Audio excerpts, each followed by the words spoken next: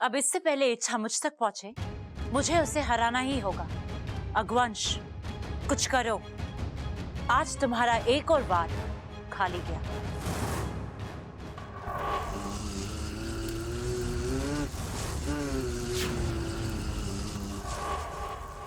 आम आदमी मेरा वार झेल ही नहीं सकते। पता नहीं ये दादी कैसे झेल गई। एक और कोशिश करते हैं।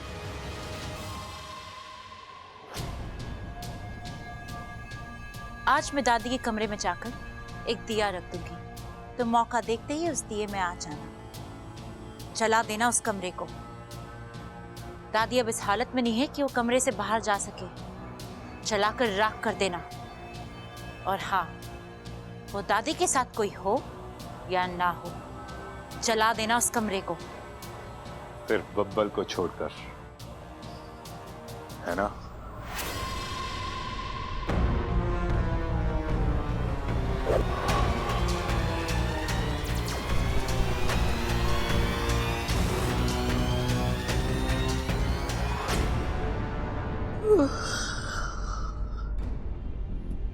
शिव जी, ये कौन सी जगह है? ये तो कोई स्टोर रूम लग रहा है। अरे ये तुम्हारे घर का स्टोर रूम है, लेकिन मैं यहाँ कैसे पहुंची? मैं तो प्रबल के कमरे से निकली थी, आंगन में हवन करवाने जा रही थी। फिर मैं यहाँ कैसे आ गई?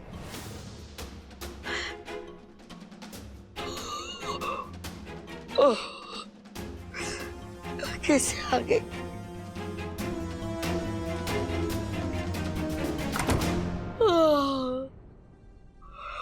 हे भगवान, ये नींद को क्या हो गया है? न दिन देखे न रात, बिन बुलाए मेहमान जैसी चली आवे। ओह, तू तो दादी है। अच्छा, क्या बात कर रहा है छोरा? हाँ। अरे मैं कोई दादी वादी ना हूँ, मैं तो स्वप्न लोक की राजकुमारी। झूठी दादी, क्यों झूठ बोल रही है तू? राजकुमारियां इतनी मोटी थोड़ी हुए हैं। अरे मोटी होगी तेरी माँ।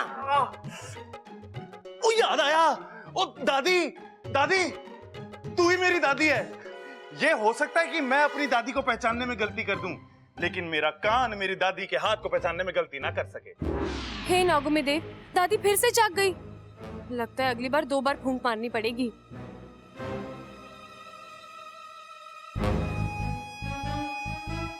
ये हो क्या रहा है? घर में इतना रेडियो भी ना बजता जितने मेरे कान बज रहे हैं। दादी जरा हंस हंस हंस। क्या कर रहा है बावले? अरे दादी ये सब छोड़, तू मुझे ये बता दादी, तू ठीक कैसे हो गई? अरे मने क्या हुआ, मैं तो ठीक ठाक हूँ।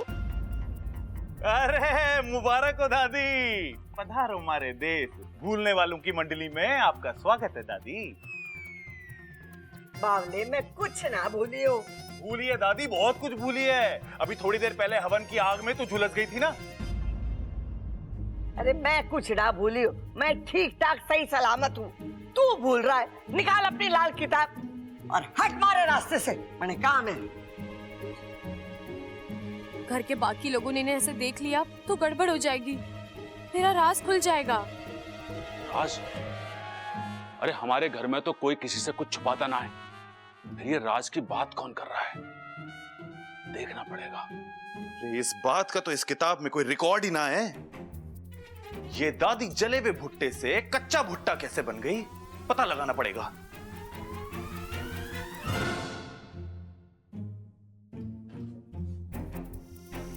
किसकी आवाज थी? ओह, तो तुम हो? हाँ, मैं हूँ। मैंने तुम्हारा राज पकड़ लिया है। कौन सा राज? वो तो मुझे नहीं पता, लेकिन आज मुझे इतना जरूर पता चला है कि तुम्हारा कोई राज है। वो क्या है ये मैं पता लगा कर ही रहूंगा। आज के बाद मुझसे बच कर रहना।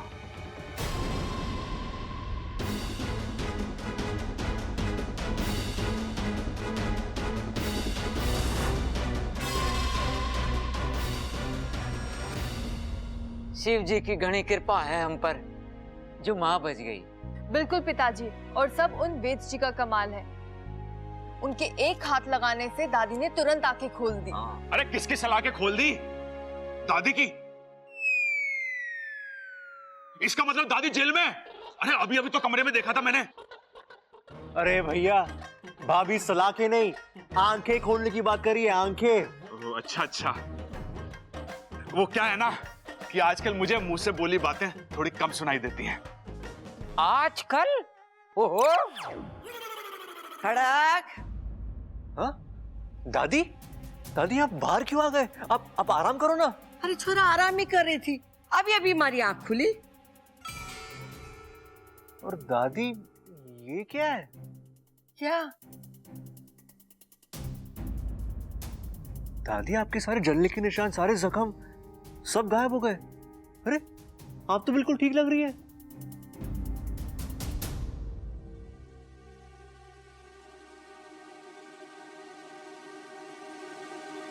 अरे क्या हो गया तुम लोगों को?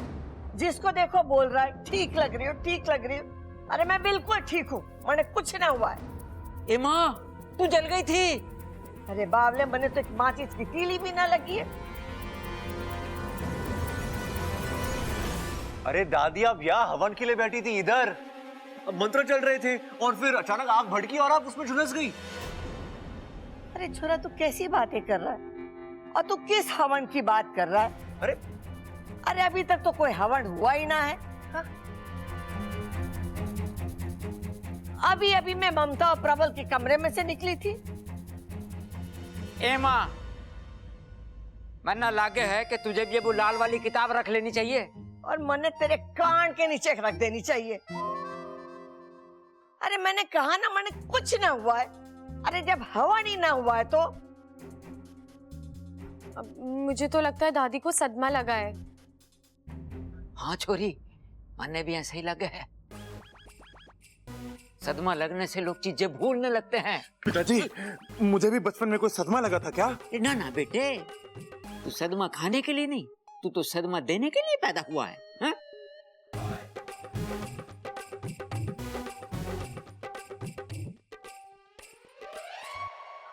अंकल जी, मुझे तो लगता है ये सब उन वैद्य जी का चमत्कार है। चमत्कार? हाँ, चमत्कार। बबल जी, हम दादी जी के लिए कितनी प्रार्थना कर रहे थे, ईश्वर ने हमारी सुन ली और उन चमत्कारी बाबा को भेज दिया हमारी मदद के लिए। उन्होंने दादी को पूरा ठीक कर दिया, यहाँ तक कि उनके दिमाग से उस हादसे की यादें तक मिटा दी। पिताजी, फिर तो हमें जल्दी से जाके वैद्य जी के पैर पकड़ लेने चाहिए। अब नहीं भैया, मैं अभी वहीं से आ रही हूँ। वो चले गए, देखा, एहसान किया और चले भी गए।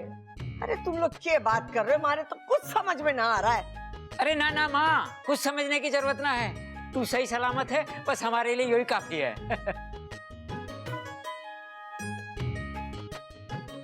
हाँ बच गए बस। अगर ये सब तुमने करवाया है तो याद रखना, तुम्हें अपने किए की बहुत बड़ी सजा मिलेगी। अब की बात तुम फिर से बच गई, लेकिन ये मेरी आखिरी शिकस्त है। आज के बाद जो वार होगा वो तुम्हें खत्म कर देगा। राज हुआ, अब वार की बात हो रही है। हमारे प्यारे घर में ये मारकाट की कौन बात कर रहा है? कौन किसे शिकस्त दे रहा है? कौन किसे परास्त कर रहा है? माँ, आप अपना ख्याल रखना। अरे पगली, अब तो मैं ठीक हूँ ना? अब क्यों रो रही है तू? नहीं माँ, आप पूरी तरह ठीक नहीं हो। जब हवन में चारों ओर से आग भड़की थी तो आप नाग रूप लेकर अपने आप को बचा सकती थी, लेकिन फिर भी आपने। बेटा, अगर मैं नाग रूप में आती तो तेरा राज खुल जाता और मैं जिस अभियान को बचाने आई थी वही खत्म हो जाता। मैं खुद को मरते हुए देख सकती हूँ, पर मेरी सपोली को हारते हुए कभी नहीं देख सकती।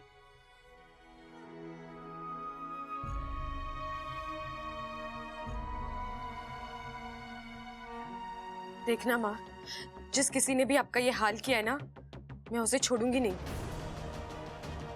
जहाँ कहीं भी हो उसे ढूंढूंगी और उसे ऐसे सजा दूंगी कि रघुवंश आज नहीं तो कल हाथ में आ ही जाएगा। लेकिन इच्छा, वो तो सिर्फ एक मोहरा है। हमें उस नागिन तक पहुंचना है जो रघुवंश से ये सब करवा रही है। हाँ बेटा, बुद्धिराज गया अगवंश आया, अगवंश जाएगा, फिर कोई और आएगा। ये सिलसिला तब तक चलता रहेगा जब तक इस षड्यंत्र के पीछे का तू फन नहीं ढूंढ लेती। ढूंढूंगी माँ, आने वाले 12 घंटों में मैं उस विशैलगढ़ की नागिन को भी ढूंढ लूंगी। आपको दर्द देकर आज उसने इच्छा की दुखती रग को छेड़ा है। अब उसे मुझसे कोई नहीं बचा सकता। क्या था वो सब? सच था या मेरे कान बज रहे थे? अरे ना ना, कान तो मेरे बज ना सकते। मन की बात तो मैं मन से सुनता हूं। इस घर में जरूर कोई राज है, मुझे ढूंढना पड़ेगा। ये लो, आ गया अकल के अंधों का घर। नमस्ते प्रबल भैया। हाँ, कैसन हो? नमस्ते नमस्ते, आ जाओ। के दिन आ गए हैं, कदे को भी भैया बुलाना पड़ रहा है। हाँ तो मत बोलना, तेरे पीछे कौन सा राखी लेके दौड़ रहा हूं मैं? ये क्या बोल रहे हैं आप? मुझे कुछ समझ नहीं आ रहा। हाँ सब समझती है तू। टोकरी की सब्जी, ऊपर की ताजी अंदर की बासी है।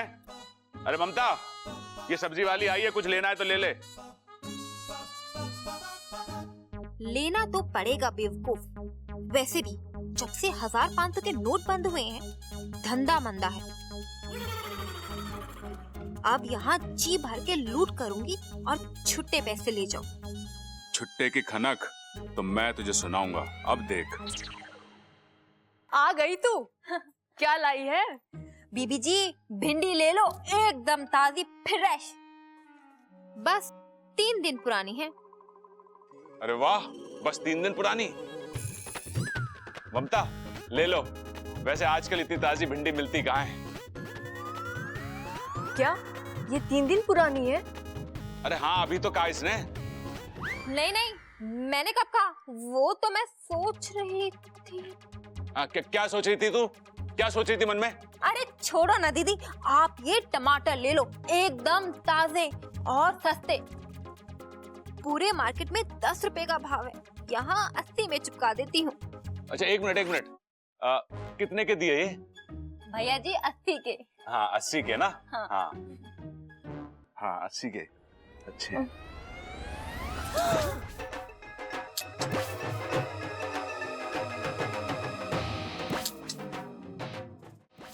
अरे भैया, ये क्या कर रहे हैं आप? क्या कर रहे हैं? टमाटर में मोती ढूंढ रहा हूँ।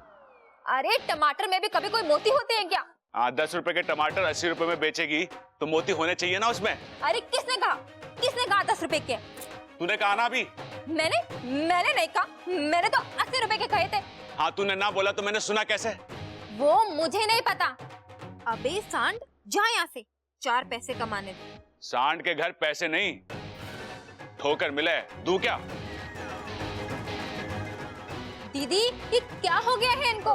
हाँ मुझे तेरी नीयत पता चल गई है। अब तुझे छुट्टी मिलेगी यहाँ से, चल।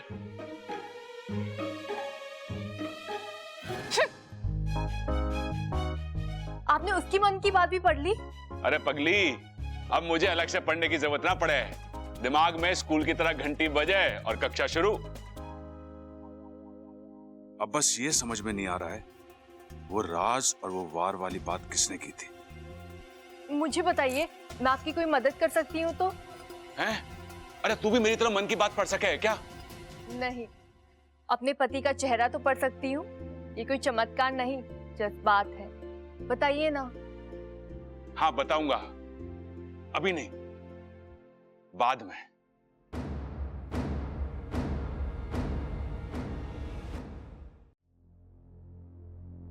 बबल जी, क्या आप बिजी हैं? क्यों? कोई जरूरी काम था तुम्हें? हाँ, आपकी राय जाननी थी। किस बारे में? अपने बारे में। हाँ?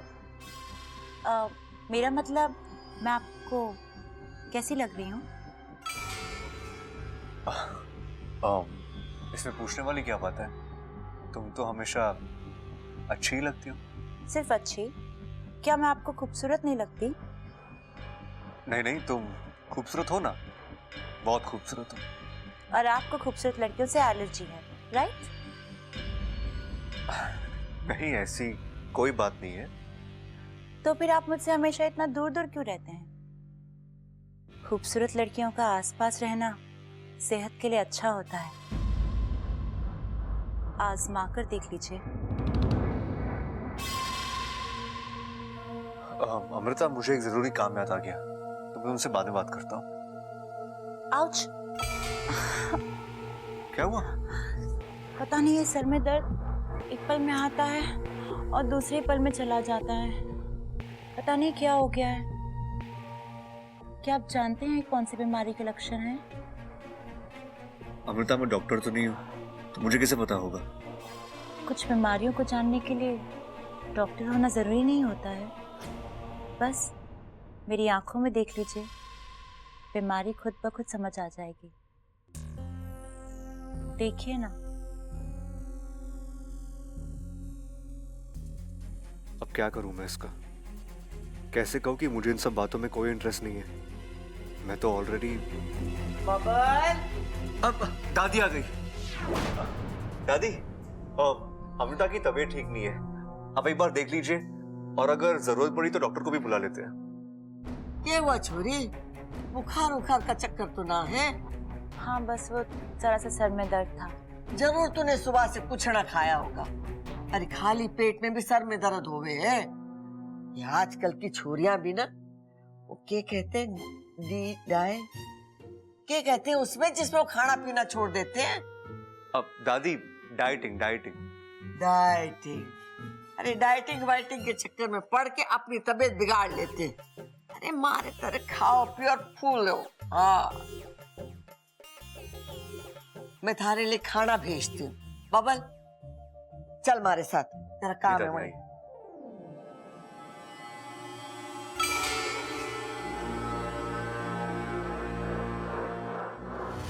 भगवंश,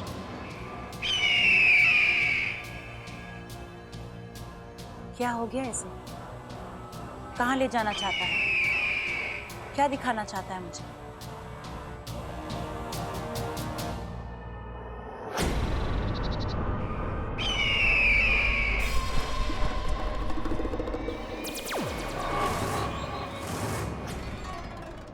ये क्या बचपना है अगवंश? तुम मुझे यहाँ इतनी दूर क्यों लेकर आए हो? आखिर हुआ क्या है? बात छोटी सी है, लेकिन जरूरी है। क्या? आज के बाद अगवंश तुम्हारे लिए काम नहीं करेगा। क्या बकवास कर रहे हो तुम? सच बोल रहा हूं मैं। बहुत पाप कर लिया आज तक, अब प्रायश्चित करना है।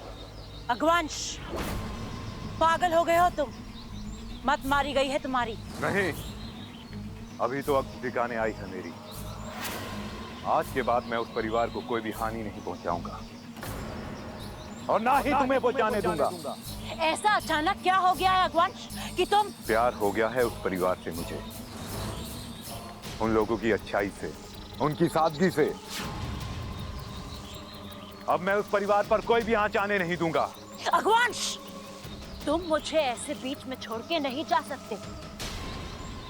तुम जानते हो कि उस परिवार का विनाश मेरे लिए कितना जरूरी है, क्योंकि अगर वो परिवार टूटेगा तो वो इच्छा टूटेगी, और जब वो इच्छा टूटेगी तो मुझे नागिस्तान का पता मिलेगा। नहीं, अब ऐसा कुछ नहीं होगा। अब ना तो पहलवान परिवार खत्म होगा, और ना ही तुम कभी नागिस्तान पहुंच पाओगी, क्योंकि तुम्हारे हर रास्ते में दीवार बनकर ये अगवंश खड़ा रहेगा। अगवंश! मैं उस परिवार को अपना मान चुका। अब तुम तो क्या, तुम्हारी 10 पुश्तें भी उस परिवार का कुछ नहीं बिगाड़ सकती। अगवंश!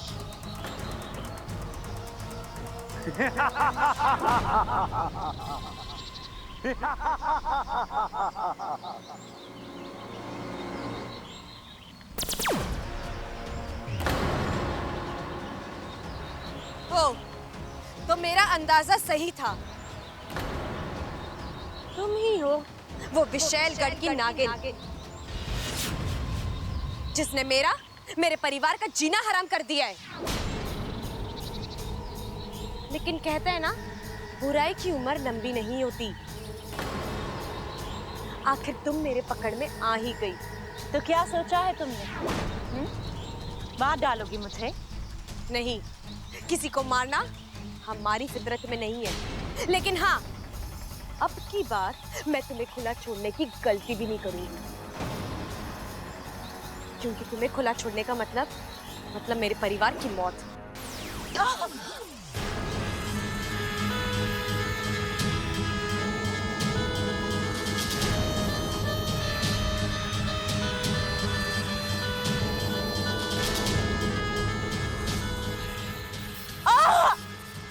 आज से, बल्कि अब से तुम हमारी गिरफ्त में हो, और अब तुम्हारी आखिरी सांस तक तुम इस कैद से छूट नहीं पाओगी।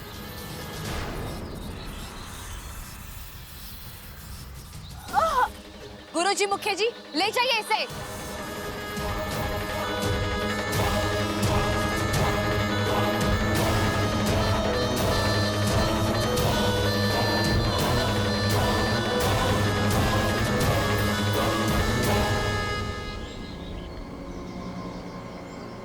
इच्छा मुबारक हो, हमारा दुश्मन पकड़ा गया।